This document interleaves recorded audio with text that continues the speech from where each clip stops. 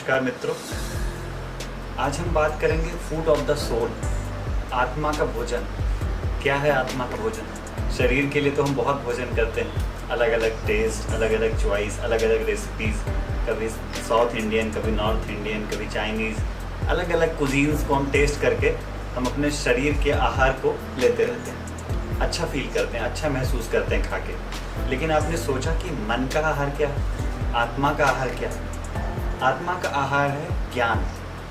कहते हैं कि इस आदि गुरु शंकराचार्य ने कहा है कि इस संसार में ज्ञान से अधिक पवित्र कुछ भी नहीं है। इस संसार में ज्ञान के जैसा सदृश पवित्र कुछ भी नहीं है, क्योंकि ज्ञान ही वह आत्मा का भोजन है जो अंधकार को नष्ट कर देता है, जो हमारे अज्ञान के आवरण को छीण कर देता है। महर्षि पतंजलि भी योग मार्ग पर चलने वाले साधकों के लिए, अध्यात्म मार्ग के पथिक के लिए क्रिया योग में स्वाध्याय की बात करते हैं।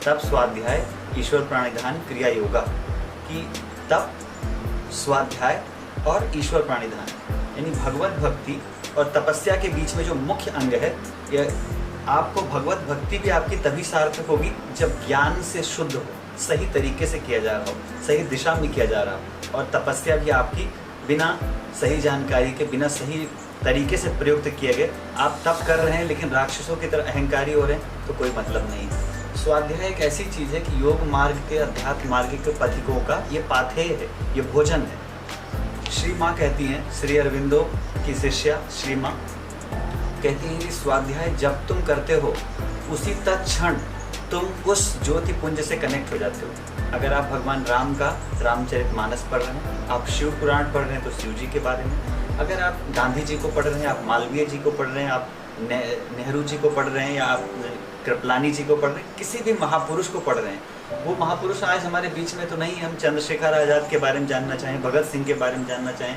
ठाकुर रामकृष्ण परमहंस के बारे में जानना चाहें, नानक के बारे में जानना चाहें, महर्षि रमन के बारे में जानना चाहें, तो अब उनसे मिलना संभव नहीं है।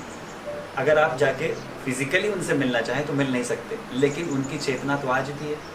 और उन्होंने जो कुछ लिखा है, उन्होंने जो कुछ बोला है, उनके और उनके शिष्यों के बीच में जो वार्तालाप है, उन प्रसंगों की चर्चा जैसे ही जिस क्षण आप करते हैं, आप उस चेतना से, उस महापुरुष से उसी क्षण कनेक्ट हो जाते हैं। झांसी की रानी से आपको मिलना है तो झांसी की रानी की कृतियों को पढ़ना शुरू कीजिए और उसी क्षण झांसी की रानी आपके भीतर प्रकट हो जाएगी और झांसी की रानी से आप बात भी कर सकते हैं। स्वाध्याय को अगर हम इसको तोड़ के देखें तो स्व प्लस अध्याय। स्व मतलब स्वयं का, अध्ययन मतलब, अध्याय मतलब अध्ययन। अपने स्वयं के भीतर की अंदर हमारा जो एक ब्रह्मांड है, उस ब्रह्मांड में बहुत सारी शक्तियाँ हैं, उसके अंदर बहुत सारे अलग अलग अध्याय हैं। उन अध्यायों को खोलना, अपने जीवन के विभिन्न पहलुओं को स्वाध्याय के माध्यम से हम खोजते हैं, समझते हैं और उनको जीवन में अपनाते हैं। तो मैं रिक्वेस्ट करना चाहता हूँ आपसे कि स्वाध्याय की महत्ता बहुत कही गई है। ये एक कॉग्निटिव थेरेपी है, जिसके माध्यम से कहते हैं कि जैसा व्यक्ति का विचार है वैसा उसका आचरण होता है, चिंतन होता है, वैसे उसके कर्म संस्कार बनते हैं। तो यानी व्यक्ति का विचार ही उसका केंद्र है, जिसकी वजह से कर रहे हैं। एक बैरिस्टर गांधी थे जो सिर्फ अपने लिए जीना चाहते थे, और एक महात्मा गांधी, उनका विचार बदला। उन्हें लगा कि नहीं, मैं इतने कपड़े क्यों पहनूं, मैं ऐसा जीवन क्यों जीऊं। जब वो पूरा भारतवर्ष घूम के आए तो उनका क्या बदला था? उनका विचार बदला था, और उनका विचार से उनकी सोच बदली, और सोच से एक गांधी महात्मा गांधी बन गया, योगी बन गया, एक तपस्वी बन गया, और पूरे दुनिया का राष्ट्र, मतलब पूरे भारत का राष्ट्रपिता बन गया, और पूरे विश्व के लोगों ने उनको सम्मान दिया। मैं बताना चाहता हूँ कि हमारे भीतर जो वो सेल्फ रियलाइजेशंस की जो प्रक्रिया होगी, उसका बहुत बड़ा मीडियम बनेगा स्वाध्याय।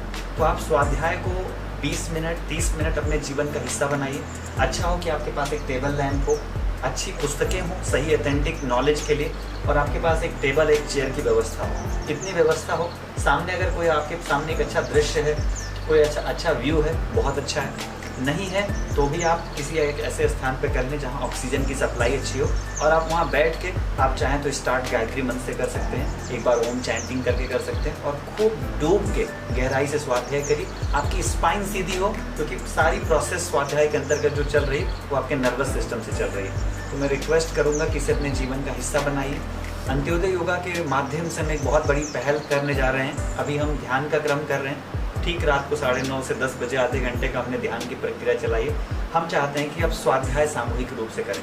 हम आपको कुछ पुस्तकें जो हम पुस्तक पढ़ेंगे वो आप भी ले सकते हैं, या हम जो लोग हमारे सीधा संपर्क में हम उनको प्रोवाइड भी करेंगे।